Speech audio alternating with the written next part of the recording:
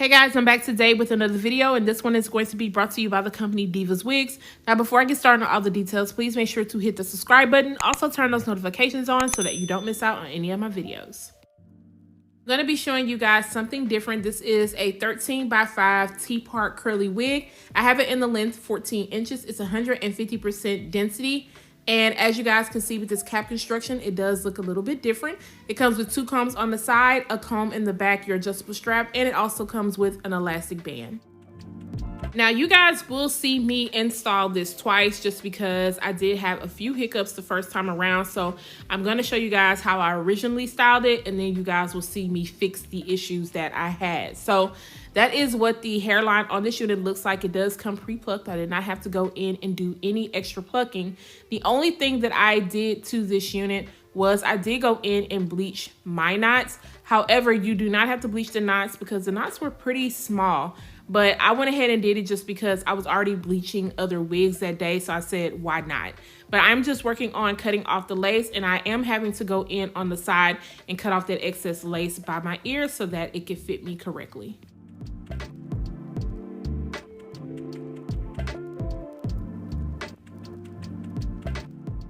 My ears are lined up really good. Now I am going to spray my adhesive on, and I will be going in with my Got To Be High Insta Hole spray, and I am going to be just spraying that on top of the lace and then using my blow dryer on cool to speed up the process. Making sure to use the end of my rat tail comb just to kind of press everything down so that I don't have to worry about any lace rolling up. Once I am done drying the lace down, now I am going to work on the sides of the unit, and I wanted to create some sideburns. So I'm going in with the olive oil foam, and I am just going to begin to swoop them. And it does take me a little while to get them exactly where I need to be, just because I didn't want them to come off looking so thick. So when it comes to the baby hairs and also the sideburns, you have to kind of play around with it until you can get it exactly where you want it. Now with this foam, it is very soft, so I had to keep adding product to the brush. And then, of course, I am going to add a little bit more baby hairs on the side, but I'm only taking a little bit out. That is going to open up the hairline also. And then I am just going to begin to swoop a little bit more until I am happy with how it looks.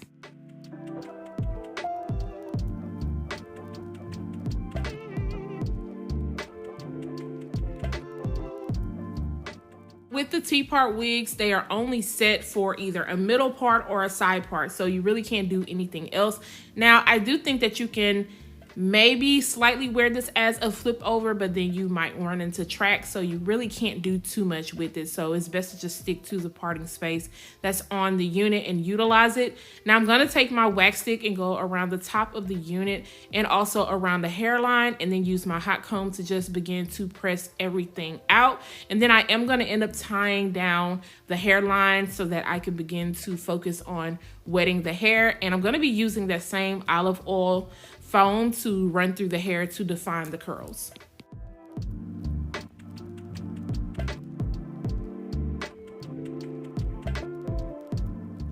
To speed up the process so that you don't have to go through this many steps, you can always pre-style your unit on the mannequin head and then just apply it. You don't have to worry about diffusing and all the other stuff. All you have to do is just spray your adhesive on and worry about the hairline. But I am using my diffuser to speed up the process.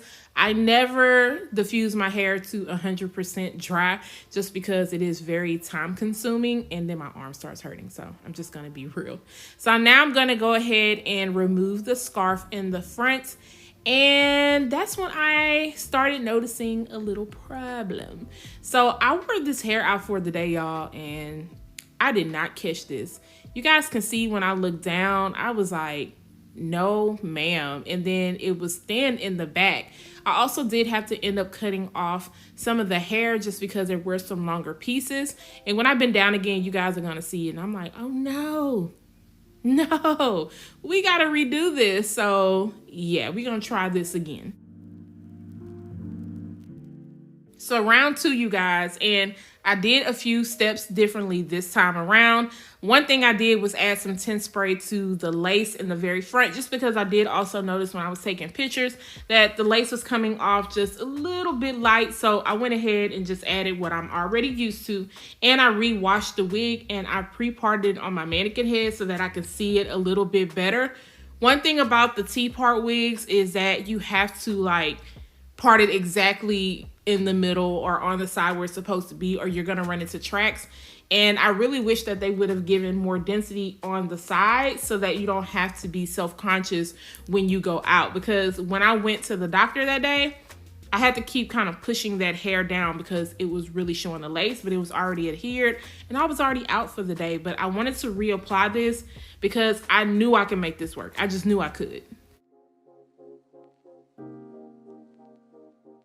So I'm gonna be pulling out the hair on the sides to recreate those sideburns using the same foam, the olive oil foam, and just kind of swooping until I am happy with it. Now, this did not come out the way that I wanted it to. Like the first time around, I felt like they were really good. But this time around, I had to keep kind of swooping and pulling out hairs because I didn't want them to look too thick. Then I'm also gonna go on the side and pull out those hairs. Now, I chose to go on the side and pull out the hairs just because with the T-part wig, by the ear, it's not as pre-plucked as the rest of the wig because you have some wefts right there. So pulling out the sides just kind of helped to open it up. But as you can see, I had to kind of go in and take some of the hair away because I didn't want it coming off too thick.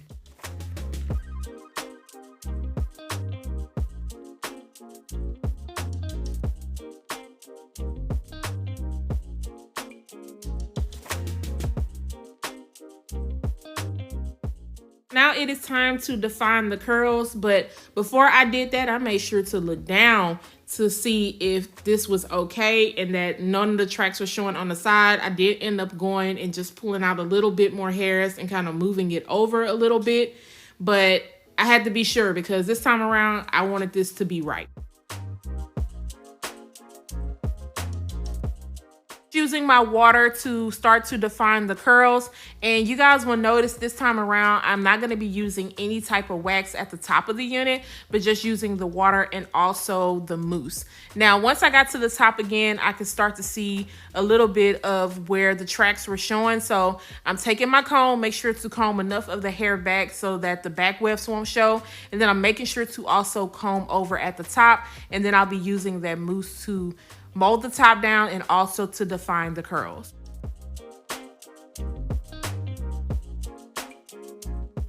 I could have just edited this to show you guys what the second final look was, but I wanted to walk you guys through what I had to do when it comes to this wig to not make the top of the unit show when it came to the T-part, because I am not that familiar when it comes to T-part wigs, and sometimes every install is just not going to be perfect. If I have to fix something, I just want to be honest with you guys and show you the steps that I had to go through the second time around so that if you possibly run into the same issues, you would know what to do or can get an idea of what to do next.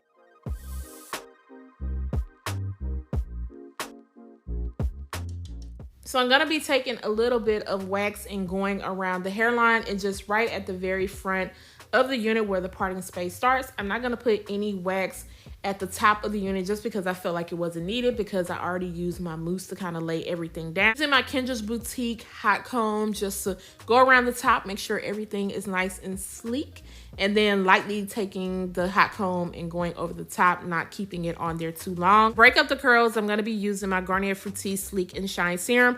I did not use a lot of serum because I felt like the foam I used pretty much held it together and it really wasn't frizzy.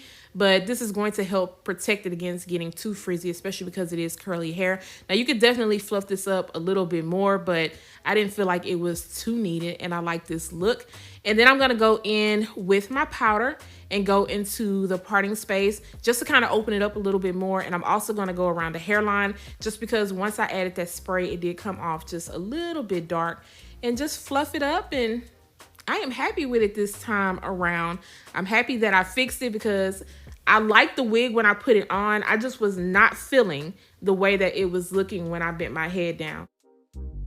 Did a really good job as far as the hairline goes on this unit, and I like how open the parting space is, but you have to be really careful, as you guys can see, with the way you part this unit, or you are going to run into tracks. That was pretty much my only con with this wig, and that was just the density at the top, and then towards when you get to the back part, the rest of the hair was nice and full. I did not get a lot of shedding with this unit. I did get some snags in the nape area, but it's not anything that I feel like I can't control. So let me know what you guys think about this T-part wig. If you are feeling it, I'm gonna make sure to leave all the links down below. Guys, don't forget to subscribe to my channel once again, turn those notifications on, share and like this video, and I will see you guys the next time. Bye guys.